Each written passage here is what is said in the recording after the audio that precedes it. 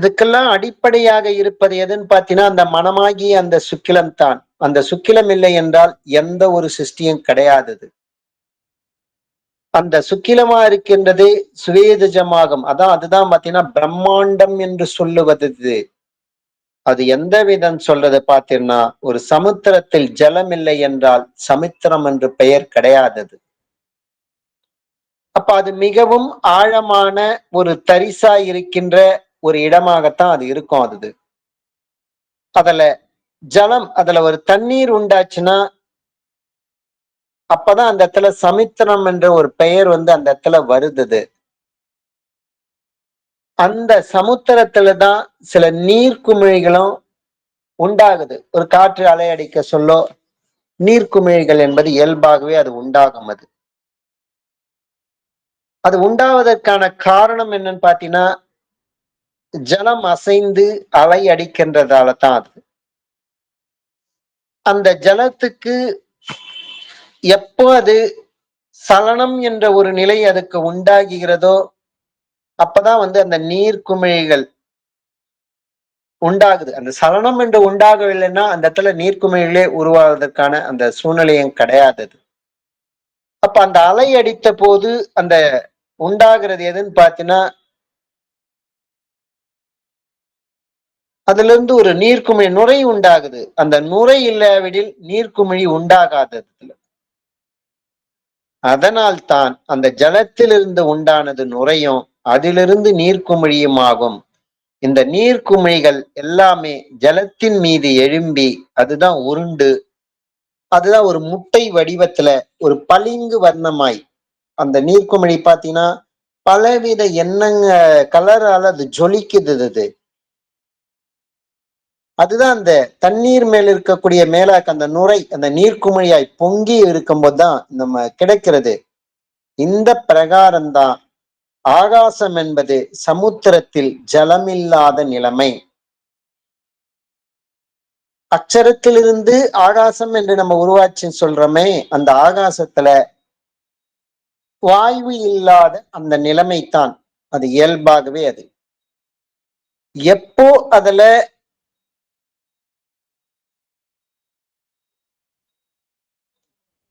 இப்ப எப்படி அந்த அந்த சமுத்திரத்துல ஜலம் இல்லாத நிலைமையும் அதே நிலைமையில் தான் ஆகாசம் என்பது வெறும் வெற்றிடமாக காலியிடமாக இருக்கிறது. அப்ப ஜலம் உண்டான போதாகும் சமுத்திரம் என்று அந்த இடத்துல சொல்றது. இதே பிரகாரம்தான் இந்த ஆகாசத்துல அது சலனம் உண்டாகும் போது வாயு உண்டான போது அதுக்கு சமுத்திரம் என்றும் அந்த சமுத்திரம் என்னன்னு பாத்தீங்கன்னா அதுதான் மாயா சமுத்திரம் அப்படின்னு கருதணும். அதுதான் அது. இதுதான் ஞானபிதா இந்த முதல் அத்தியாயத்திலே சீடன் கேட்ட கேள்வியில மாயா சமுத்திரத்திலிருந்து இதில் நான் விடுதலை பெறுவதற்கான கரையேறுவதற்கான ஒரு நல்ல மார்க்கத்தை பக்தி விசுவாசத்துடன் கேட்டுக்கொள்கின்றேன் என்ற முறையில கேள்வி கேட்டாரது. அதுல மாயா சமுத்திரம் என்பது எங்கன்னு அதனுடைய விளக்கம் தான் இந்த இடத்துல இருக்கிறது. உங்களுக்கு முதலில் கேட்ட கேள்விக்கு அது இப்ப எப்படி அந்த சமுத்திரத்திலிருந்து அலையடித்த போது நுரை உண்டானது அதுதான் மாயா சமுத்திரத்துல இந்த வாய்வாய் இருக்கின்ற இந்த ஜலத்தினுடைய அலையடிக்கின்றது. அப்பதான் மனமாகிய நுரை உண்டாகிறது. எப்போ ஆகாசம் என்ற அந்த ஒன்றுமில்லாத தன்மையில அசைவு உண்டான போது வாயு உண்டாகிறதோ அதனுடைய சலனத்தினால்தான் அந்த மாயா சமுத்திரத்துல அலை அடிக்கிறதுனால அதில் உண்டான நீர்க்குமிழியாக எப்படி சமுத்திரத்துல நீர்க்குமிழியாக உருண்டு முட்டை வடிவமாக பளிங்கு வர்ணத்துல தண்ணி மேல அந்த மாதிரி பார்க்கறதுக்கு தோணுதோ அதே சமயம் அதே போலதான் அந்த ஆகாசம் என்ன அந்த வெற்றிடத்துல சலனம் உண்டாகும் போது அதில் வாயு அதுதான் அது சலனப்பட சொல்லதா மாயா சமுத்திரமாகி இருக்கிறது. அந்த வாயுவிலிருந்து தான் அப்ப நுரை உண்டாகிறது மனம் உண்டாகுவதும் அது போல ஒரு மனம் என்பது அந்த இடத்துல சலனம் உண்டாகும் போது அது உண்டாகுது. அந்த அந்த மனமானது அது குமிழியாய் உருண்டு முட்டை வடிவமாகி பளிங்கு வர்ணமாய் மாயா சமுத்திரத்தின் மீது அகங்காரமாய் கிடைக்கிறதும் செய்கிறது. அப்ப என்ன ஆகுதுன்னு பாத்தீங்கன்னா ஆகாசம் அது ஒண்ணுமில்லாத தன்மையில சலனம் ஏற்படும் போது தான் அது வாயுவாகிறது. அதுதான் அந்த இடத்துல ஒரு அலை மாறி அந்த சலனம் ஏற்படும் போதுதான் எண்ணங்கள் என்பது மனிதனுக்குள்ள உருவாகிறது. அந்த இடத்துல அகங்காரமும் அது உண்டாகிறது. அந்த இடத்துல மனமும் அந்த இடத்துலதான் அது உண்டாகிறது. அப்பதான் அதுதான் அந்த மனதினுடைய பல்வேறுபட்டவான பரிணாமங்கள், எண்ணங்கள். அதுதான் இந்த இடத்துல பளிங்கு வண்ணமாய் பலவித தோற்றங்களாக இருக்கிறது, பலவித உருவங்களாக இருக்கிறது, பலவித எண்ணங்களாக இருக்கிறது. அந்த மாதிரி பலவிதமான அந்த மனதினுடைய நிகழ்வு அது விசாராதிகளாக அது புகையாக இருக்கிறதால இந்த மாதிரி பலவிதமாக அது தோன்றுகிறது.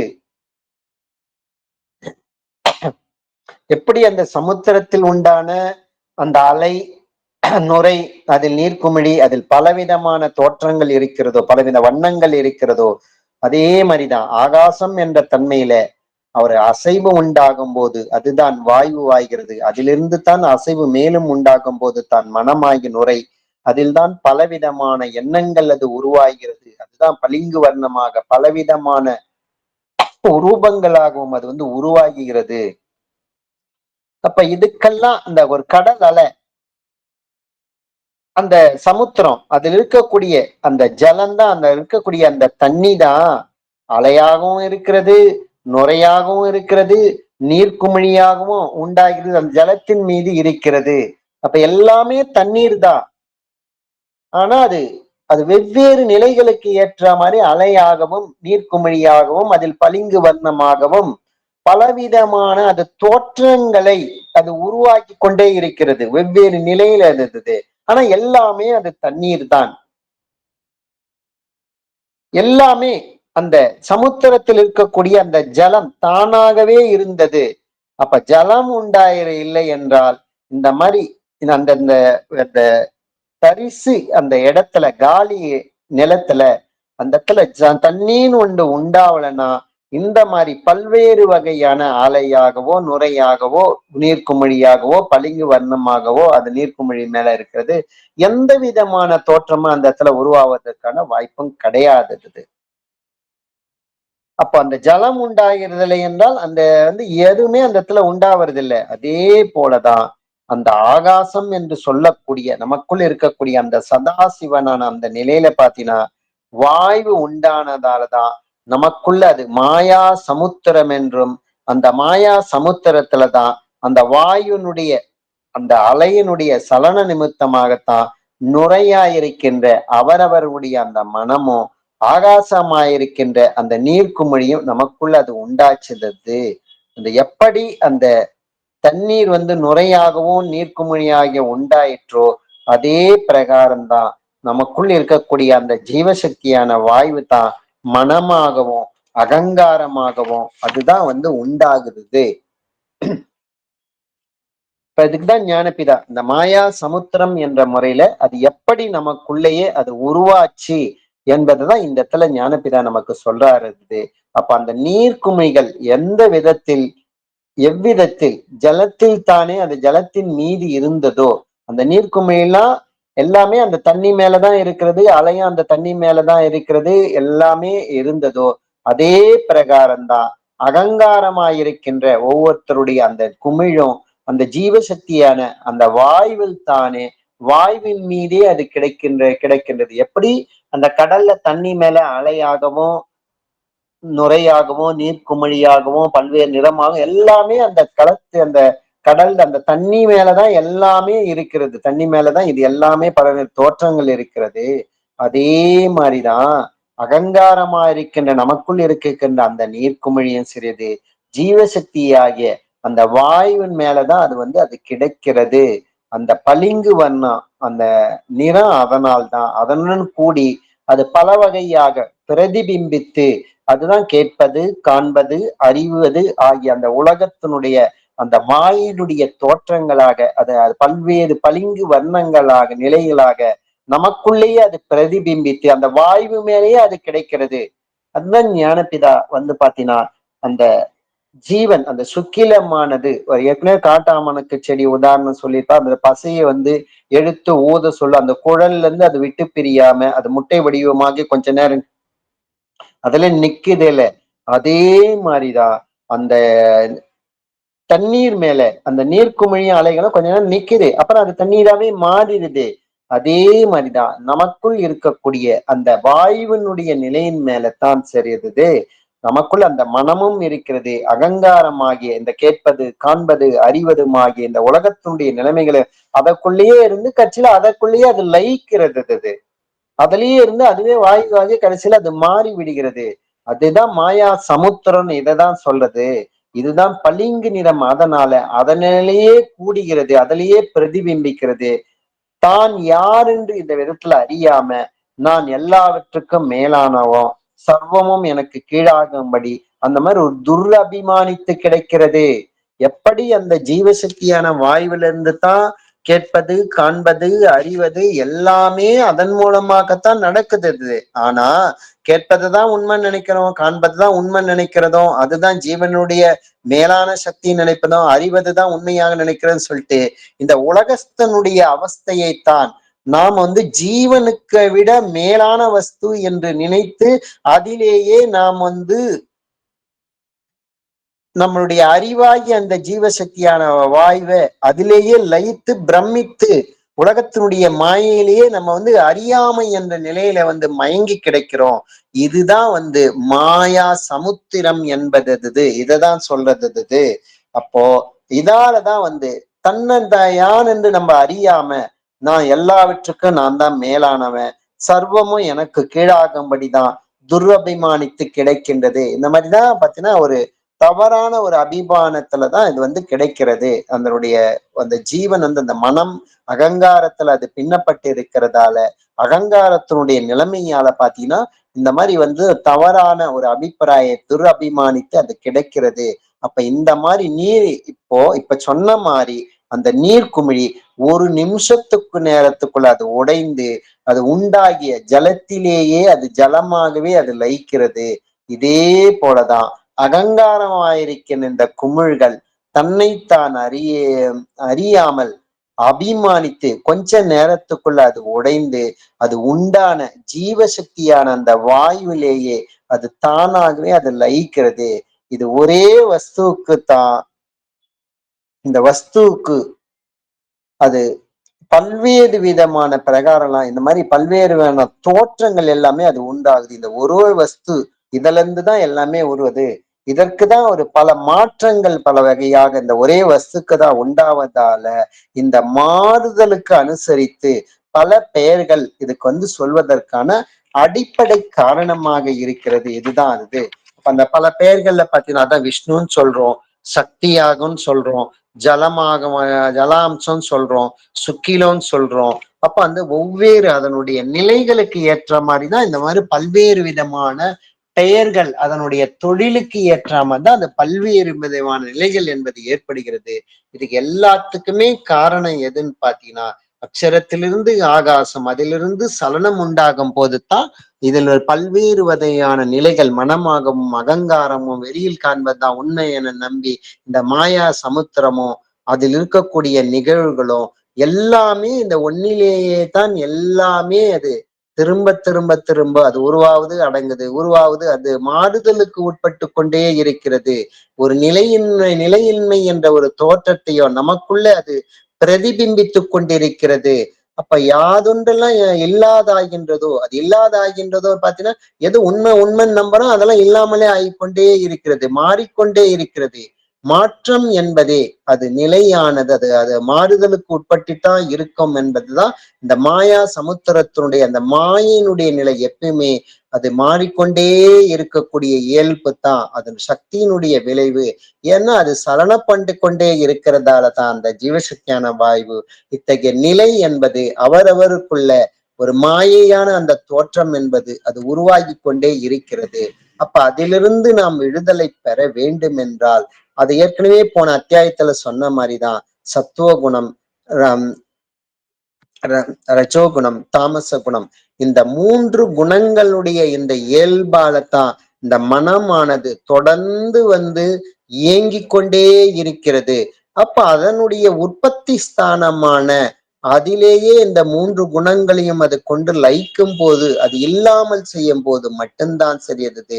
அந்த சலனம் படக்கூடிய அந்த வாயுனுடைய நிலை என்பது சலனம் இல்லாமல் ஆகி, அது ஆகாசமாகி, அது தானாகி, அது தன்மயமாகி தீருகிறது. அப்ப இதுக்கெல்லாம் இந்த மாயா சமுத்திரத்திலிருந்து நாம் விடுதலை பெற வேண்டும் என்றால், நம்ம வெளியில் உள்ள அந்த செயல்களை நாம் கட்டுப்படுத்த வேண்டும். நமக்குள் மாயா சமுத்திரத்தை ஜெயிக்க வேண்டும். இல்ல இதுல வெற்றி காண வேண்டும். அதன் மூலமாகத்தான் நம்மளுடைய செயல்களை சரி செய்துக்க முடியும். அந்த ஜீவனை மோட்சத்துக்கு கொண்டு வர முடியும் என்ற முறையில வெளியில எந்த அளவுக்கு முயற்சி பண்ணாலும் சரி, அது ஜீவசக்தியான வாயுவை விரயம் செய்து கொண்டு நாம் தோற்று கொண்டு தான் இருப்போம். எப்போ அந்த உலகம் என்கின்ற அவரவர்கள் உலகத்தை நாம் உருவாக்குகின்றோமோ, அப்ப அந்த உலகத்தினுடைய அந்த நன்மை தீமைகளுக்கு இந்த ஜீவன் என்பது அது கட்டுப்பட்டுத்தான் ஆக வேண்டும். வேற வழியே கிடையாது. அப்போ உலகம் என்கின்ற ஒரு நிலைமையை நாம் உருவாக்காமல் இருக்க வேண்டும் என்றால், நமக்குள்ள அந்த 3 குணங்களும் அதனுடைய உற்பத்தி ஸ்தானத்துல அது லயிக்கும் போது மட்டும்தான் அந்த உலகம் என்கின்ற ஒரு நிலை உருவாவதில்லை நமக்குள்ள. அது நைட்டு தூங்க சொல்ல நமக்கு உலகம் இருக்கா? இல்ல. தூங்கி விழிக்கும் போது தான் அது சலனம் ஏற்படும் போதுதான் அந்த உலகம் என்கின்ற ஒரு நிலைமை நமக்கு உண்டாகுது. அப்ப அந்த தாம் சிருஷ்டித்த இந்த உலகத்திலேயே நாமே அதுல மாட்டிக்கொள்கிறோம். அப்ப அதிலிருந்து நாம் விடுதலை பெற வேண்டும் என்றால் அந்த 3 குணங்களும் அதனுடைய உற்பத்தியான இடத்திலேயே உற்பத்தி ஆகாமல் அதிலேயே நிலை நிறுத்துவதன் மூலமாகத்தான் அந்த ஜீவனை நம்மால் அது காப்பாற்ற முடிகிறது. அப்ப அந்த ஜீவன் அப்போது தான் தானாய் அது தன்மயமாகி அது அடங்கிய மனமாக தீரும் போதுதான் அத்தகைய நிலை கைவல்யம் என்ற நிலை நமக்கு பெற முடிகிறது. அந்த நிலையை தான் நம்ம பெற வேண்டும். அதுக்குதான் ஞானபிதா அந்த முதல் அத்தியாயத்தில் கேட்ட கேள்விக்கு மாயா சமுத்திரத்தை விடுதலை பெறுவதற்கான நல்ல மார்க்கம் அப்படின்னு அதைதான் காண்பித்து கொடுக்க வேண்டும் சொல்றாரு. அப்ப அந்த மாயா சமுத்திரத்தை நாம் அந்த மாயான இந்த உலகத்தை உற்பத்தி நமக்குள்ள அது உற்பத்தி செய்தாதானே அது இது. அப்ப அத இல்லைன்னா உற்பத்தி செய்து விட்டு அதுல இருந்து வெல்ல வேண்டும் என்றால் அது முடியாதது. அப்ப அது உற்பத்தி ஆகாமல் நம்ம நமக்குள்ளேயே அது நிலைநிற்க வேண்டும். அதுதான் போன அத்தியாயத்துல அந்த 3 குணங்களையும் அதனுடைய திரிகுண ரகிதமாய் அதனுடைய உற்பத்தி ஸ்தானத்திலேயே அது உற்பத்தியாக நிலைநிற்க செய்யணும் என்பதை சொன்னாரு. அதுதான் மேலும் இந்த அத்தியாயத்துல ஞானபிதா நமக்கு அந்த மாயா சமுத்திரத்துடைய நிலையை நமக்கு தெளிவுபடுத்தினார். அப்ப இதனுடைய தொடர்ச்சியை நாளைக்கு நம் 11வது அத்தியாயத்துல நம்ம பார்க்கலாம். அனைவருக்கும் ஆத்ம நமஸ்காரம். உடம்புனுடைய சகலவிதமான பாகங்களிலும் பரவி எப்பொழுதும் விட்டு பிரியாமல் ஸ்நேகம் மோகம் முதலிய கெட்ட வழக்கங்களை உண்டாக்கி கொண்டிருக்கின்ற ராகத்து வேசாதிகளான விருப்பு வெறுப்பு என்னும் பெரும் வியாதிகள் யார் ஒருவரால் வேறொரு அறுக்கப்படுகிறதோ அந்த அசாதாரண வயதிற்கே நமஸ்காரம். நம்ம நேத்திக்கு வரைக்கும் குணங்கள் பற்றின விஷயங்களை கவனிச்சிருந்தோம். ஜீவன் அப்படிங்கிறது சத்துவகுணத்தை சார்ந்ததாகவும், மனம் அப்படிங்கிறது ரஜோகுணத்தை சார்ந்ததாக இருக்கிறதாகவும், அகங்காரமாக இருக்கக்கூடிய பிரம்மா அது தமோ குணத்தை சார்ந்து இருக்கிறதாகவும், அவங்க வேலை செய்யும் போது மட்டும் படைக்கும் தொழிலை செய்யும் போது மட்டும் பிரம்மா ரஜோகுணத்தை அடைந்து அந்த வேலையை செய்கிறதாகவும், காக்கும் தொழிலை செய்யும் போது விஷ்ணு சத்துவகுணத்தை அடைந்து அந்த வேலையை செய்கிறதாகவும், அழிக்கும் தொழிலை செய்யும் போது தமோ குணத்தை அடைந்து சிவனானவர் சம்ஹார ருத்திரனாக மாறி வதம் செய்கிறதாகவும் சாமி கொடுத்த விளக்கங்களை கவனிச்சிருந்தோம். என்னதான் இந்த குணங்கள் 3 வகையான விஷயங்கள் இருந்தாலும் கூட அதில் சத்துவகுணம்ங்கிறது ஒரு நல்ல குணமாக இங்கே வர்ணிக்கப்பட்டிருந்தாலும் கூட அந்த குணத்தினால உண்டாகக்கூடிய தொழில்னால கூட நமக்கு நஷ்டங்கிறது ஏற்படவே செய்யுது. ஜீவ நாசம் அப்படிங்கிறது ஏற்படவே செய்யுது. அதனால் இந்த 3 குணங்களும் இல்லாத நிலைமைக்கு போகிறது தான் மோட்சத்துக்கான ஒரே வழிமுறை. அதனால தான் திரிகுண ரகிதமாய் திரிகுணாதீதமாய் அப்படின்னு சொல்லுவாங்க. 3 குணங்களும் அற்ற நிலைமைக்கு போகணும். அப்போது நம்மளுடைய களங்கமில்லாத தன்மை அப்படிங்கிறது நமக்கு கிடைக்க பெறும் அப்படிங்கிறது சாமி சொல்லியிருந்தார். அதை தொடர்ந்து நம்ம இன்னைக்கு பார்க்க இருக்கிறது 10ஆம் அத்தியாயத்தில் இங்கே சீடனுடைய சந்தேகம் என்னவா இருக்குதுன்னா, இப்போ போன அத்தியாயத்திலே கவனித்து பார்த்துருந்தோன்னா விஷ்ணு அப்படின்னு சொல்கிறோம், அவரவே மனசுன்னு சொல்கிறோம், அவரவே சக்தின்னு சொல்கிறோம்.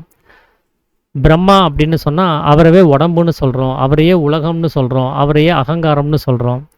சிவன் எடுத்துக்கிட்டோம்னா அவரவே ஜீவன்னு சொல்கிறோம், அவரையே சிவன்னு சொல்கிறோம். இப்படி ஒரே பொருளுக்கு எதுக்கு இத்தனை வகையான பெயர்கள் இருக்குது? வெறும் அது மனம்னா மனம்னு மட்டும் இல்லாமல் ஏன் அது விஷ்ணு, சக்தி, அது ஜலம், இப்படியெல்லாம் எதுக்காக சொல்ல வேண்டியதாக இருக்குது? அதைவே சுக்கிலம்னு சொல்கிறோம். இப்படி ஒரே பொருளுக்கு எதுக்கு இவ்வளோ பெயர்கள்? ஒரே குழப்பமாக இல்லையா? அப்போ இத்தனை வகையான பெயர்களை மாறி மாறி சொல்கிறதுக்கான காரணம் என்ன அப்படிங்கிறது தான் இந்த சிஷியன் கேட்கக்கூடிய ஒரு கேள்வி. அதுக்கு சாமி சொல்லக்கூடிய ஒரு விளக்கம் என்னென்னா, நாம் இதுவரைக்கும் சொன்ன அத்தனை பொருள்களுமே ஒரே பொருள் தான். அது ஜீவன் அப்படின்னாலும் அது ஒரே பொருள் தான், மனசுனாலும் ஒரே பொருள் தான், அகங்காரம்னாலும் ஒரே பொருள் தான். அதில் இருக்கக்கூடிய வெவ்வேறு வகையான விஷயங்களை மட்டுமே நம்ம ஒரே பொருள்னு சொல்லிட முடியாது. விஷ்ணு, மனசு, சக்தி, சுக்கிலம் இதெல்லாம் ஒன்று அப்படிங்கிறத மாதிரியே ஜீவனுனாலும் ஒன்று தான். அது ஒரே பொருள் இல்லாமல் வேற வேற பொருள் உண்டாகிறதுக்கு இங்கே வாய்ப்பே கிடையாது. எதுக்காக இந்த பெயர்களுடைய வித்தியாசம் ஏற்படுது அப்படின்னா, அதில் சில மாற்றங்கள் ஏற்படுது. அது ஒவ்வொரு வேலை செய்யும் போதும் அது ஒவ்வொரு விதமான குணங்கள் அடையுது. அந்த குணங்களுக்கு தகுந்தபடி அவருடைய செயல்பாட்டிலிருந்து எல்லாத்துலேயுமே அந்த மாற்றம்ங்கிறது அங்கே நிகழவே செய்யுது. அந்த மாற்றங்களுக்கு அனுசரித்து தான் இங்கே வந்து பல பெயர்கள் வந்து இங்கே வச்சுருக்காங்க, அதை அடையாளப்படுத்திக்கிறதுக்காக. அந்த ஒரே பொருள் யாராக இருந்தாங்க அப்படின்னா, களங்கமில்லாத தன்மையில், அடிமுடி இல்லாமல், ஆதி அந்தம் இல்லாமல் இருக்கக்கூடிய, அக்ஷரமாக அழிவில்லாமல் இருக்கக்கூடிய ஒரு பொருள். அந்த பொருள் தான் வந்து சலனப்பட்டு ஆகாசமாக மாற்றமடையுது. அதைத்தான் நம்ம ஏற்கனவே பஞ்சபூத கொள்கைகளில் சதாசிவனாக இருக்கக்கூடிய ஜோதி அப்படின்னு சாமி சொல்லியிருப்பார். அந்த ஜோதியிலிருந்து தான் இங்கே மேலும் சலனம் உண்டாகி அது ஜீவனாக ஒரு மாற்றம் அடையுது. அந்த ஜீவனை தான் நாம் உயிர், ஆத்மா அப்படின்லாம் சொல்லிட்டு இருக்கிறோம். அந்த உயிர் தன்மை தான் வாயுவாக சலித்து வாயு ரூபமாக நம்ம உடம்பு முழுவதும் பரவி இருக்கிறதாகவும் உடம்பை விட்டு வெளியில் போகிறதாகவும் நம்ம இங்கே கவனிச்சுட்டு இருக்கிறோம். அப்போது 4ஆம் அத்தியாயத்தில் சொல்லப்பட்ட சரீரம், தேகம் அப்படிங்கிறதும் அதே ஒரே பொருளாக தான் இருக்குது. அந்த ஜீவசக்தியான வாயுவிலிருந்து தான் அக்னி அப்படிங்கிறது உண்டாகுது. அந்த தேஜஸ் அப்படின்னு சொல்லக்கூடிய அந்த அக்னி, அந்த அக்னியிலிருந்து தான் ஜலாம்சமாக இருக்கக்கூடிய விஷ்ணு உண்டாகிறது. சுக்கிலம் அப்படிங்கிறது அங்கே உண்டாகுது. அதுக்கு தான் நம்ம சக்தி அப்படின்னு சொல்கிறோம். அந்த சுக்கிலமாக இருக்கக்கூடிய சக்தியிலிருந்து தான் இங்கே நம்ம செய்யக்கூடிய எல்லா வேலைகளுமே நடக்குது. இந்த மும்மூர்த்திகள் அப்படின்னு சொல்லக்கூடிய பிரம்மா, விஷ்ணு, சிவன் அப்படின்னு சொல்லக்கூடிய அந்த வேலைப்பாடுகள் எல்லாமே, சிருஷ்டி, ஸ்திதி, சம்ஹாரம் அப்படின்னு சொல்லக்கூடிய அந்த வேலைப்பாடுகள் எல்லாமே இந்த சக்தியினுடைய சலனத்தில் தான் உண்டாகுது. அங்கே சக்தின்னு ஒன்று இல்லை அப்படின்னு சொன்னாலே அங்கே சிருஷ்டி உண்டாகிறது கிடையாது. அந்த சக்தி வேலை செய்யலைனாலும் சிருஷ்டி இல்லை தான். சக்தி இருந்தாலே அது சிருஷ்டி உண்டாயிருன்னு இங்கே சொல்லிட முடியாது. தூங்கும்போது சக்தி இருக்குது, அது உள்ளுக்குள்ளாரே அடங்கி இருக்குது. ஆனால் எந்த ஒரு சிருஷ்டியோ ஸ்திதியோ சம்ஹாரமோ நம்மளால் செய்ய முடியறது கிடையாது. அப்போ அந்த சக்தி சலித்து வெளியில் வரும்போது மட்டும்தான் இதுக்கெல்லாம் சாத்தியமாகுது. அப்படிப்பட்ட அந்த சக்தியை தான் இங்கே சுக்கிலம் அப்படின்னு சொல்ல வேண்டியதாக இருக்குது. அதனால தான் சுக்கிலம் இல்லைன்னா சிருஷ்டிங்கிறது இருக்கிறது இல்லை. அந்த சுக்கிலம் அப்படின்னு சொல்லக்கூடிய அந்த நிலைமைக்கு தான் பிரம்மாண்டம் அப்படின்னு சொல்கிறதா சாமி சொல்கிறார்.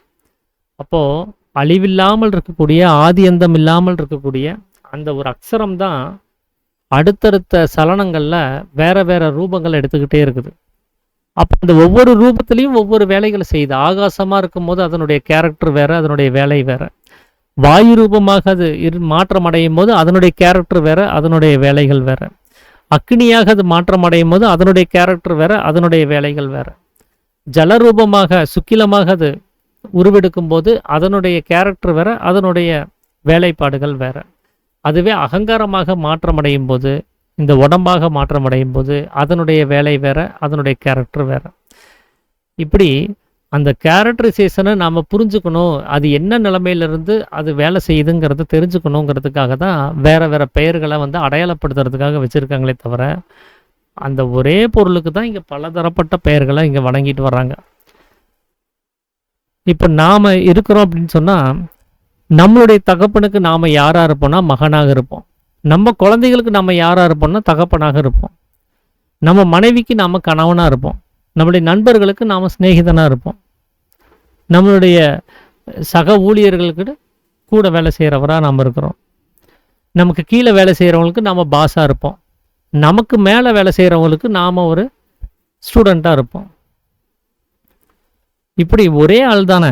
ஒவ்வொருத்தர்கிட்டையும் நம்ம பழகக்கூடிய அந்த விதங்களில் பார்த்தீங்கன்னா ஏகப்பட்ட பெயர்களை சுமந்துட்டு இருக்கிறோம்ல. மகன், கணவன், அப்புறம் சக ஊழியன், நண்பன் அப்படின்னு சொல்லிட்டு ஏகப்பட்ட பெயர்களை சுமந்துருக்கிறோம். அப்போ நாம் ஒருத்தர்கிட்ட நடந்துக்கக்கூடிய விதத்தை வச்சு தான் நமக்கு அந்த பெயர்கள்ங்கிறது உண்டாகுது. ஆனால் ஒரே ஆள் தான். அதே மாதிரி தான் இந்த அக்ஷரம்ங்கிற அந்த ஒரே பொருள் தான். அது இங்கே செயல்படக்கூடிய விதத்தை வச்சு தான் இங்கே வேறு வேறு பெயர்கள்ங்கிறது உண்டாக்க வேண்டியதாக இருக்குது. அதுக்கு சாமி ஒரு உதாரணம் சொல்லியிருப்பார். ஒரு சமுத்திரத்தை உதாரணமாக. இப்போ இந்த சமுத்திரம் அப்படிங்கிறது எதை வச்சு சொல்கிறோம் அப்படின்னா, அதில் தண்ணி இருக்கிறதுனால தான்.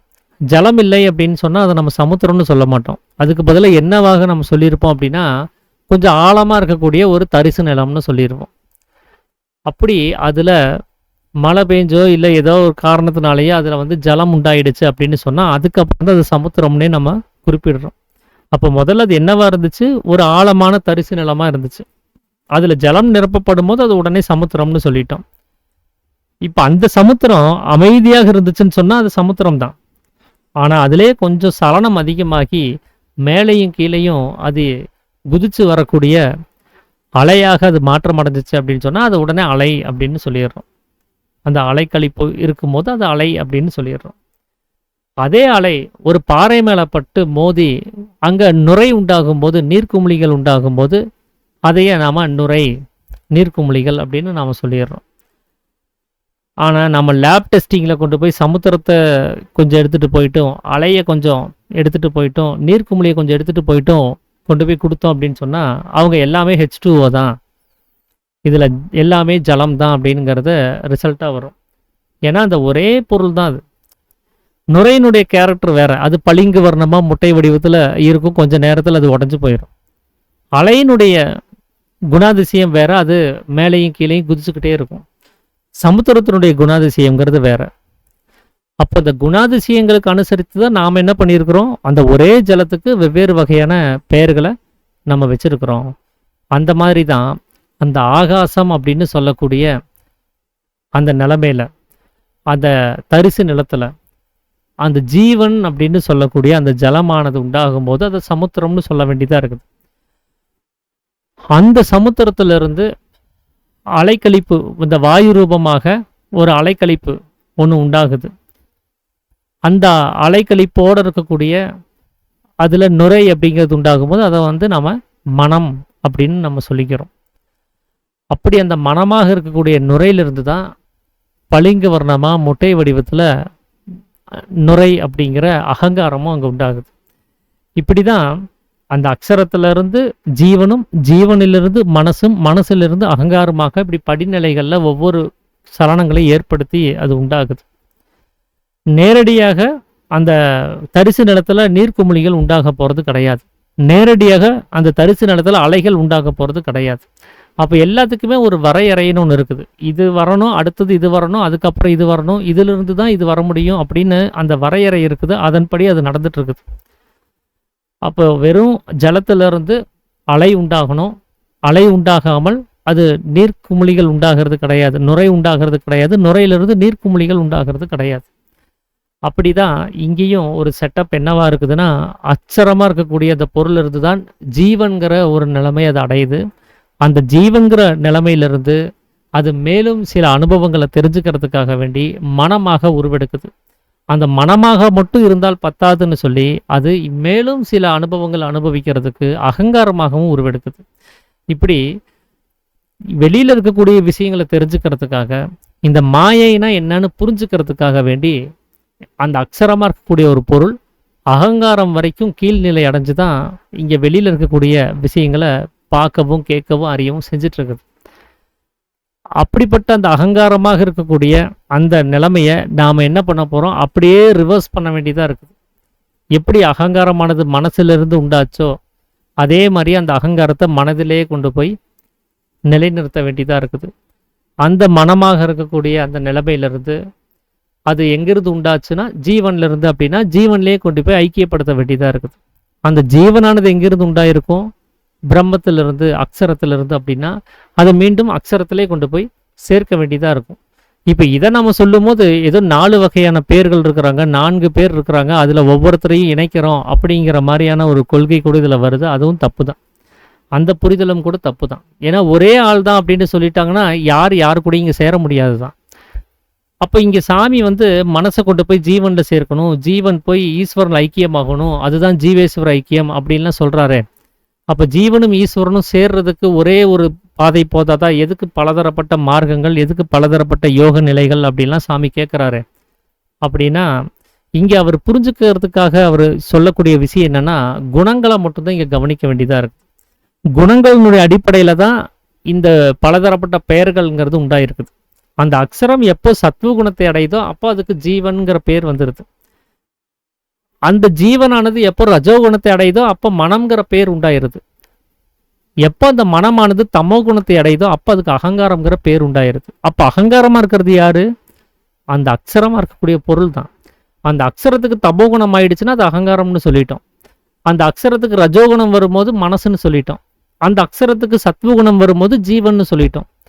இப்போ அகங்காரத்தை அழிக்கணும், அகங்காரத்தை ஒன்றும் இல்லாமல் பண்ணணும் அப்படின்னு சொல்லி நம்ம போர்க்கொடி தூக்குறோம் அப்படின்னு சொன்னால் அது யாருக்கு எதிராக அந்த வேலையை செய்கிறோம் அப்படின்னா அந்த அக்ஷரமாக இருக்கக்கூடிய அழிவில்லாத பொருளுக்கு எதிராகத்தான் பேசுகிறோன்னு அர்த்தம். அப்போ அகங்காரத்தை நம்மளால் அழிக்க முடியுமான்னு கேட்டால் முடியாது. ஏன்னா அது அழிவில்லாத அக்ஷரமாக இருக்குது. அப்போ இங்கே நாம் கவனிக்க வேண்டிய விஷயம் என்னென்னா, அது அகங்காரமாக மாற்றம் அடைஞ்சதுக்கு ஒரே காரணம் அந்த குணம் தான். தமோ குணம் அப்படின்னு சொல்லக்கூடிய அந்த குணம்தான் காரணமாக இருக்கு. அப்போ நாம் அதை இல்லாமல் செய்ய வேண்டியது யாரை அப்படின்னா அந்த குணத்தை தான். தமோ குணத்தை நம்ம நசிய செய்யும் போது அகங்காரங்கிற நிலைமை நமக்குள்ள இருக்காது. அது அகங்காரம்னு பெயரிட்டு அழைக்க முடியாது. ஏன்னா அகங்காரம்ங்கிறது அந்த குணத்தின்படி வேலை செய்யுது. அகங்காரம் வெளிப்படக்கூடாது, அகங்காரம் வேலை செய்யக்கூடாதுன்னு நாம் எண்ணக்கூடியவர்களாக இருந்தால் அந்த தமோ குணம் இல்லாமல் பார்த்துக்கிட்டா போதும். அதுக்கு தான் சாமி வந்து என்ன சொல்கிறாரு, நம்ம ஆன்மீகத்தில் இருக்கக்கூடிய நம்மளை எல்லாருமே சுத்த சாத்வீகர்களாக வரணும் அப்படின்னு சொல்லி அதுக்காக தான் நமக்கு சட்டத்திட்டங்களையும் வித்தையையும் கொடுத்துருக்கிறார். இந்த வித்தை நம்மளுடைய ஜீவனை கொண்டு போய் ஈஸ்வரன் இடத்துல சேர்க்கறதுக்கான முயற்சி செய்ய போகுது அப்படின்னு சொன்னால் முதல்ல இந்த 2 பேர்த்த முதல்ல கவனிக்கணும். இங்கே தமோ குணமும் ரஜோகுணமும் நசிஞ்சு போகாமல் இந்த சத்வ குணம் இல்லாத நிலைமைக்கு போக முடியாது. அப்போ முதல்ல தமோ குணம் இல்லாமல் செய்யணும். தமோ குணம் அப்படின்னா அது சுயநலமாக இருக்கக்கூடியது. தான் நல்லா இருந்தால் போதும், வேற யாரை பற்றியும் கவலை இல்லை, நாம் சரியாக இருந்தால் அதுவே போதும் அப்படின்னு சுயமாக சிந்திக்கக்கூடியது. மற்றவங்களுக்கு இடையூறு உண்டாக்குனாலும் பரவாயில்ல அப்படிங்கிற ஒரு நிலைமையில் இருக்கக்கூடியது. அது நசிய வேண்டிய குணம்தான் அது.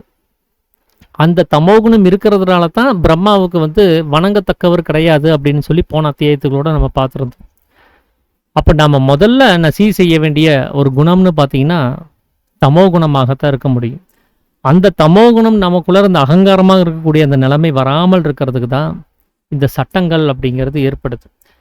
அதில் பாருங்க, மற்ற உயிர்களுக்கு இம்சை செய்யாத மாதிரி, மற்றவங்க மேலே எந்த ஒரு துர்குணங்களையும் காமம், குரோதம், லோபம், மோகம், மதம், ஆச்சரியம், டம்பம், அசூயை அப்படின்னு சொல்லக்கூடிய 8 வகையான குணங்களையும் நம்ம ஏற்படுத்திக்காமல் இருக்கிறதுக்கு தான் இந்த யோகம் செஞ்சுட்ருக்குறோம். ஏன்னா இந்த 8 வகையான குணங்களும் துர்விருத்திகள். இதெல்லாமே அகங்காரத்தை அதிகப்படுத்துறதுக்கு, தமோ குணத்தை அதிகப்படுத்துறதுக்கான வேலைகளை செய்யக்கூடியது. அப்போ கார்த்திக் கூட போன ஞாயிற்றுக்கிழமை இந்த குணங்களை பற்றின விளக்கங்களை கொடுத்துருந்தார். ரொம்ப அருமையான ஒரு எக்ஸ்பிளனேஷனாக கொடுத்துருந்தார். அந்த குணங்களெல்லாம் ஒரு சித்த வித்தியார்த்திகளுக்கு இருக்கக்கூடாது அப்படிங்கிறதுக்கான ஒரு காரணங்களையும் அவர் சொல்லியிருந்தார். அப்போ அந்த துர்குணங்களை நம்ம நசி செய்யும் போது மட்டும்தான் இங்கே தமோ குணத்தை நம்ம இல்லாமல் செய்ய முடியும். அடுத்தது ரஜோகுணம் அப்படிங்கிறது ஆடம்பரமாக வாழ்கிறது, ஆசா பாசங்களோட போய் பந்தப்படுறது, எனக்கு இது வேணும் இது வேண்டாம் அப்படின்னு சொல்லிட்டு போகிறது. அதே நசி செய்கிறதுக்கும் சட்டங்களில் இடம் இருக்குது. எளிமையான வாழ்க்கை முறையை மேற்கொள்கிறது, கிடைச்சதை வச்சுட்டு சந்தோஷமாக திருப்தி அடைகிறது, அதிகமாக எதையும் ஆசைப்பட்டு போகாமல் போதுமான அளவில் அதை நம்ம கண்ட்ரோல் பண்ணுறது. இந்த மாதிரி சாமி சட்டங்களையும் கொடுத்துருக்கிறார். மனதை அந்த ஆசா பாசங்களுக்குள்ள ராகத்வேஷத்துக்குள்ளே போக விடாமல் தடுக்கிறதுக்கான சட்டங்களும் நமக்கு கொடுக்கப்பட்டிருக்குது. இதன் மூலமாக ரஜோகுணத்தையும் நம்ம வளர விடாமல் தடுக்க முடியும். அதுபோக சத்வகுணமாக இருக்கக்கூடிய அந்த ஜீவன், அது இந்த 3 குணங்களையும் அது நல்ல குணம்னு சொல்லப்படுது. ஒன்று ஆடம்பரத்தை விரும்பக்கூடியது, இன்னொன்று அயோக்கியத்தனத்தை விரும்பக்கூடியது, இன்னொன்று இந்த 2லையுமே சேராமல் தன்னிலை உணர்வதற்காக வேண்டி பாடுபடக்கூடியது. இந்த மூணையும் கம்பேர் பண்ணி பார்த்தோம்னா இதில் சத்வகுணம் நல்ல குணமாகத்தான் நமக்கு தெரியுது. நம்மளை காப்பாற்றக்கூடிய குணமாகவே அது இருக்குது. அது நல்ல விஷயம்தான். ஆனால் அந்த சத்வகுணம் இருக்கிற வரைக்குமே கூட ஜீவன் வேலை செஞ்சுட்டு தானே இருக்குது. ஜீவன் வேலை செய்யுது அப்படிங்கிற பட்சத்தில் அது நசிஞ்சு போகத்தானே செய்யுது. அப்படி இருந்தாலும் நமக்கு மோட்சம்ங்கிறது உண்டாகிறது கிடையாது. அப்போ அந்த சத்வகுணமும் நம்ம நசிய செய்யணும் அப்படின்னு சொன்னால் முதல்ல இந்த தமோ குணத்தை இல்லாமல் பண்ணிட்டு ரஜோகுணத்தை இல்லாமல் பண்ணிட்டு அப்புறம் தான் சத்வகுணத்தை மேலே கை வைக்கவே முடியும். அதையும் இல்லாமல் பண்ணுறது எப்படிங்கிற அந்த நிலைமைக்கு நம்ம போக முடியும். அதனால் நம்ம இப்போ தமோ குணத்தை வச்சுக்கிட்டு சத்வகுணத்தை எப்படி இல்லாமல் பண்ணுறதுன்னு யோசிக்க முடியாது. நாம் இங்கே முக்கியமாக கவனிக்க வேண்டியது நம்மளுடைய தமோ குணத்தை, இந்த துர்விசாரங்களை ஏற்படுத்தக்கூடியது, மற்றவங்களுக்கு கேடு நினைக்கக்கூடிய அந்த குணங்களை நாம் முதல்ல அறவே நீக்க வேண்டியதாக இருக்குது. அது ஆன்மீகத்தில் இருக்கிறவங்களுக்கு அது முதல்ல செய்ய வேண்டிய ஒரு வேலையாக இருக்குது. அதனால தான் சின்ன வயசுலேருந்தே பாருங்கள், பொய் சொல்லக்கூடாது, திருடக்கூடாது, மற்றவங்கள பார்த்து பொறாமப்படக்கூடாது அப்படின்னு சொல்லி இந்த துர்விசாரங்களை ஏற்படுத்தாத மாதிரியே அந்த குழந்தைகளுக்கு சொல்லி சொல்லி வளர்த்திட்டே வந்திருப்பாங்க. அங்கிருந்தே அந்த தமோ குணம் வளர விடாமல் தடுக்கிறதுக்கான முயற்சிகள் பெரியவங்கனால அங்கே விதைக்கப்பட்டிருக்கும். நாம் அதுக்கப்புறம் கொஞ்சம் வளர்ந்ததுக்கப்புறம் அந்த ஆடம்பரங்கள்லாம் வரும்போது அதையும் சரி பண்ணுறதுக்கான வழிவகைகளை இந்த ஆன்மீகத்தில் கொடுத்துருப்பாங்க. ஆன்மீகம் அப்படின்னாலே எளிமையாக இருக்கக்கூடியதாக தான் இருக்கும். அந்த விருப்பு வெறுப்புங்கிற நிலைமைக்குள்ளே போகாமல், ஆசா பாசங்களுக்குள்ளே போகாமல் எளிமையை மேற்கொள்ளக்கூடிய அந்த வழிவகையை தான் எல்லா மார்க்கங்களிலுமே சொல்லப்பட்டிருக்கும். அப்போ அங்கே ரஜோகுணத்தையும் நசி செய்யறதுக்கான வழிவகைகளை கொடுத்தே வச்சுருக்குறாங்க. ஸோ அந்த வழிமுறையில் நமக்கு சரியாக பயணிக்கும் போது நமக்கு சத்துவகுணம் மட்டுமே எஞ்சி இருக்கும். அந்த சத்துவகுணத்தை அவரவர்கள் தன்னுடைய சொந்த முயற்சியினால் அக்ஷராபியாசம் செய்து அதை உள்நிலைப்படுத்தும் போது மட்டுமே மோட்சமாகுது. அப்படிதான் ஜீவனும் அந்த ஈஸ்வரனும் ஐக்கியமாகிறது. அதாவது சத்வகுணமும் குணமில்லாத நிலைமையும் இரண்டும் சேரும்போது அந்த சத்வகுணம் நசிஞ்சு போயிடும்.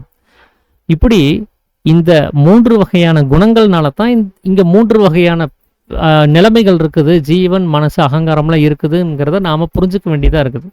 இந்த 3 குணங்களும் நம்ம நசி செய்யப்படும் போது இங்கே ஒரே பொருள் தாங்கிறத ஈஸியாக நம்மளால் புரிஞ்சுக்க முடியும். அந்த ஒரே பொருளை தான் நாம் அகங்காரமாகவும் மனசாகவும் ஜீவனாகவும் இங்கே கவனிச்சிட்ருக்கிறோம். அதனால் அந்த ஒரு பொருளுக்கு எதிராக நம்ம இருக்க வேண்டியது கிடையாது. அந்த பொருள் எந்த குணத்தையும் ஏற்றுக்காத அளவுக்கு அதை நாம் பார்த்துக்கணும். அந்த பொருளுக்கு எந்த ஒரு குணத்தையும் சார்ந்து இல்லாத அளவுக்கு நாம் நம்மளுடைய பாதையை சரி செஞ்சு வச்சுக்கணும். அது ஒன்று தான் இங்கே நமக்கு காமிக்கக்கூடிய ஒரு வழிமுறையாக இருக்குது.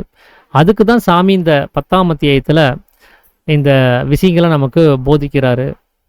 அதில் ஜலமாக இருக்கக்கூடிய அந்த சமுத்திரத்தில் அலையாக இருக்கக்கூடிய ஜீவனும், நுரையாக இருக்கக்கூடிய மனமும், நீர்க்குமிழியாக இருக்கக்கூடிய அகங்காரமும் இருக்கவே செய்யுது.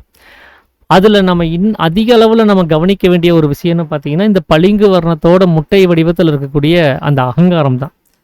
ஏன்னா அது எல்லாமே நான் தான் செய்கிறேன், என்னால் தான் எல்லாமே நடக்குது, நான் இல்லைன்னே இங்கே ஒன்றுமே நடக்க முடியாது அப்படிங்கிற ஒரு நிலைமையை நமக்கு அது கற்பிச்சுக்கிட்டே இருக்குது. எந்த ஒரு செயல் செஞ்சாலும் அது நான் தான் செய்கிறேன், என்னால் தான் முடியுது. அதுக்கு இந்த அகங்காரம் முன்னாடி வந்து நின்றுக்குது, நான் தான் அப்படின்னு சொல்லிட்டு. அதே நல்ல யோக நிலையில் நல்ல ஆன்மீகத்தினுடைய உச்சத்தில் இருக்கிறவங்கள போய் கவனித்து பாருங்கள், எல்லாமே இறைவனுடைய செயல்ன்ட்டு போயிடுவாங்க. என் செயலாவது இனி எதுவும் இல்லை, எல்லாமே அவன் செயல் அன்றி என் செயலாவது எதுவுமே இல்லைன்னு விட்டுருவாங்க. அப்போ அந்த அகங்காரங்கிற ஒரு விஷயத்த அதில் பந்தப்பட வைக்க மாட்டேங்கிறாங்க. அந்த அகங்காரங்கிற ஒரு விஷயம் இருக்கிறதுனால தான் நம்ம இறைவனை பற்றி சிந்திக்க முடிய மாட்டேங்குது. ஏன்னா எல்லாமே என்னால் முடியுங்கிறப்போ நம்ம அப்போ இறைவன்கிற ஒரு நிலைமையை பற்றி யோசிக்க முடியறது கிடையாது. எப்போ இறைவன் பற்றின சிந்தனை வருது, கொஞ்சம் நல்லா கவனித்து பாருங்கள். நமக்கு உடம்பு சரியில்லை, முடிஞ்ச அளவுக்கு நம்ம அதை சரி பண்ண பார்க்குறோம். நம்மளால முடியலன்னு சொன்னோன்னே டாக்டர்கிட்ட கொண்டு போனோம். அந்த உடம்பை டாக்டரும் முயற்சி பண்ணுறாரு, எவ்வளோ ஃபீஸ் வேணால் கொடுக்கலாம், அந்த ட்ரீட்மெண்ட்டுக்கு எவ்வளோ வேணால் ஒத்துழைக்கலான்னு சொல்லி நம்ம போகிறோம். டாக்டர்னாலே முடியல. கடைசியில் டாக்டர் என்ன சொல்லுவார், இனி என் கையில் ஒன்றும் இல்லைங்க, இனி இறைவன் தான் அப்படின்னு சொன்னதுக்கு அப்புறம் தான் இறைவா இனி நீ தான்ப்பா அப்படின்னு சொல்லி அவரை திரும்பி பார்க்க வேண்டியதாக இருக்குது. அது வரைக்கும் என்னால் முடியும் அப்படின்னு சொல்லிட்டே ஓடிட்டே இருக்கிறோம். இதுதான் இந்த அகங்காரத்தினுடைய ஒரு வேலையாக இருக்குது. இந்த அகங்காரத்தை வச்சு நாம் ஒரு வேலையை செய்கிறோம் அப்படின்னு சொன்னால் அங்கே ஏகப்பட்ட மிஸ்டேக்ஸுகள் நடக்குது, ஏகப்பட்ட குளறுபடிகள் நடக்குது. ஆனால் அந்த தானாக இருக்கக்கூடிய அந்த அக்ஷரம் அது வேலை செய்ய ஆரம்பிச்சிருச்சுன்னு சொன்னா அதுல எந்த குளறுபடியும் இருக்காது. இந்த தன்னிச்சையை இயங்கக்கூடிய சில விஷயங்கள்லாம் நம்ம உடம்புல இருக்கும், கவனிச்சு பாருங்க, அது அவ்வளோ பர்ஃபெக்ஷனா வேலை செய்யும். இதே இந்த கண் இமைய மூடுறது நம்ம கண்ட்ரோல்ல மட்டும்தான் இருக்கு, தன்னிச்சை செயல்ல கிடையாது அப்படின்னு ஒரு விஷயத்தை எடுத்து வச்சுக்கலாமே. இப்போ தூசி வருது, இப்போ நான் தான் மூடணும் இல்லைன்னா அது மூடாது அப்படின்னு சொன்னா என்னால் ஒரு தடவை கூட தூசி என் கண்ணில் படுறதுக்கு முன்னாடி என்னால் மூட முடியாது. ஆனால் அது தன்னிச்சை செயலாக இருக்கிறதுனால அந்த தூசி வந்து தொடர அந்த ஒரு செகண்டில் டக்குன்னு மூடிடுது, அந்த தூசி உள்ளுக்குள்ளே போகாமல் பார்த்துக்குது. அவ்வளோ ஒரு சாமர்த்தியமாக அவ்வளோ ஸ்பீடாக அது வந்து வேலை செய்யுது. ஏன்னா அதுக்கு அந்த ஜாக்கிரத நிலைமை, தன்னிச்சை செயல்களில் செய்யக்கூடிய அந்த தான்கிற ஈஸ்வரனுக்கு அந்த ஜாக்கிரத நிலைமையில் இருக்கிறாரு, எப்போவுமே கவனத்தோடு இருக்கிறாரு. நமக்கு அந்த கவனம்ங்கிறது இருக்காது, நம்ம மறந்துடுவோம். மொத்த தூசும் கண்ணுக்குள்ளே போனதுக்கப்புறம் தான் நமக்கு தெரியும் என்ன கண் எரியுது, ஐயோ தூசி உள்ளே போயிடுச்சு போல இருக்கு, கண்ணு இமை மூட மறந்துட்டோம் அப்படின்னு நம்ம சொல்லுவோம். இந்த உள்ளுக்குள்ளார ஒன்று இதயம்னு ஒன்று துடிச்சிட்டு இருக்குது பாருங்க, அது நம்ம கையில் கொடுத்துருந்தாங்கன்னு வச்சுக்கோங்க, அது தானாக இயங்காமல் நாம் நிறைய நேரங்களில் அந்த இதய துடிக்க வைக்கிறதே நம்ம மறந்து போயிருக்கோம். ஏன்னா நமக்கு இங்கே ஏகப்பட்ட கமிட்மெண்ட் இருக்குது, அது பின்னாடி ஓடிட்டுருக்குறோம். அந்த தன்னிச்சை செயல்கள்ங்கிறது அது பர்ஃபெக்ஷனாக ஜாக்கிரத நிலைமையில் நல்லா நடந்துட்டுருக்குது. அந்த மாதிரி நம்முடைய ஒவ்வொரு செயல்கள்லையும் அதே ஜாக்கிரத நிலைமை வேணும்னு தான் இங்கே சொல்கிறாங்க. அப்போ தான் எல்லாமே பர்ஃபெக்ஷனாக இருக்கும். அந்த ஜாக்கிரத நிலைமை நம்ம எப்போவுமே இங்கே கொண்டு வரணும் அப்படிங்கிறது தான் இங்கே ஆன்மீகத்தில் நமக்கு போதிக்கக்கூடிய ஒரு விஷயமா இருக்குது.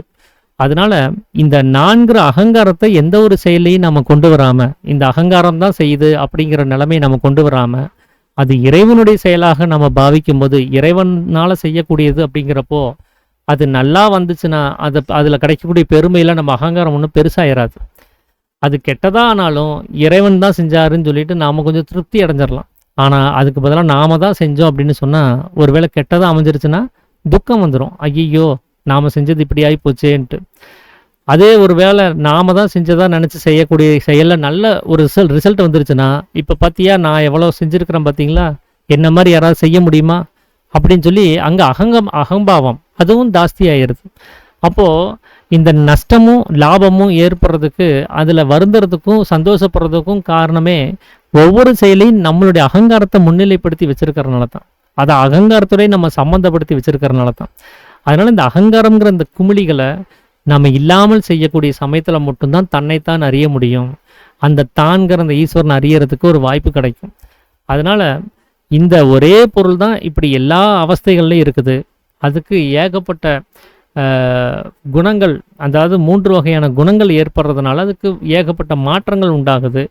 அந்த மாற்றங்களுக்கு அனுசரித்து தான் பலதரப்பட்ட பெயர்களை அடையாளப்படுத்துறது சொல்கிறாங்களே தவிர, இங்கே பல வகையான அந்த நிலைகள்ங்கிறது கிடையாது. இருப்பது ஒரே நிலைமை, அது அக்ஷரம்னு சொல்லக்கூடிய அந்த ஒரு நிலைமை தான். இங்கே அந்த அக்ஷரத்தை வெவ்வேறு விதமாக காண்பிக்கக்கூடியது இந்த சத்வகுணமும் ரஜோகுணமும் தமோகுணமும் தான். அந்த அக்ஷரம் சத்வகுணத்தை அடையும் போது அதை ஜீவன்னு சொல்கிறோம், அதே அக்ஷரம் ரஜோகுணத்தை அடையும் போது மனசுன்னு சொல்கிறோம், அதே அக்ஷரம் தமோகுணத்தை அடையும் போது அகங்காரம்னு சொல்கிறோம். அது அக்ஷரமாகவே இருந்துருச்சுன்னா அதுக்கு அழிவு கிடையாது. அது இந்த குணங்களை அடையும் போது நிச்சயம் அதுக்கு அழிவுங்கிறது உண்டாக ஆரம்பிக்குது. அப்போ நாம் இந்த குணங்கள் இல்லாத நிலைமைக்கு முன்னாடி சொன்ன அத்தியாயங்களில் அந்த 3 குணங்களும் அற்ற நிலைமைக்கு போகிறதுக்கான முயற்சியை தான் நம்ம செய்யணும். அதுக்கு தான் சாமி இப்படி ஒரு விளக்கத்தையும் இந்த அத்தியாயங்களில் கொடுத்துருக்கிறாரு. ஸோ இந்த 10ஆம் அத்தியாயத்தில் நான் புரிஞ்சுக்கிட்ட வகையில் நான் உங்களோட பகிர்ந்துக்கணும் அப்படின்னு சொல்லி நினச்ச விஷயம் இதுதான். ஸோ நாளைக்கு வந்து நாம் 11ஆவது அத்தியாயத்தில் இந்த 3 வகையான தேகங்கள், காரண தேகம், சூட்சும தேகம், ஸ்தூல தேகம், இதை சார்ந்த விஷயங்களை நம்ம தொடர்ந்து கவனிப்போம். அனைவருக்கும் ஆத்த நமஸ்காரங்கய்யா. வேறு யாராவது ஏதாவது விஷயங்களை பகிர்ந்துக்கிறதா இருந்தால் பகிர்ந்துக்கலாங்கய்யா.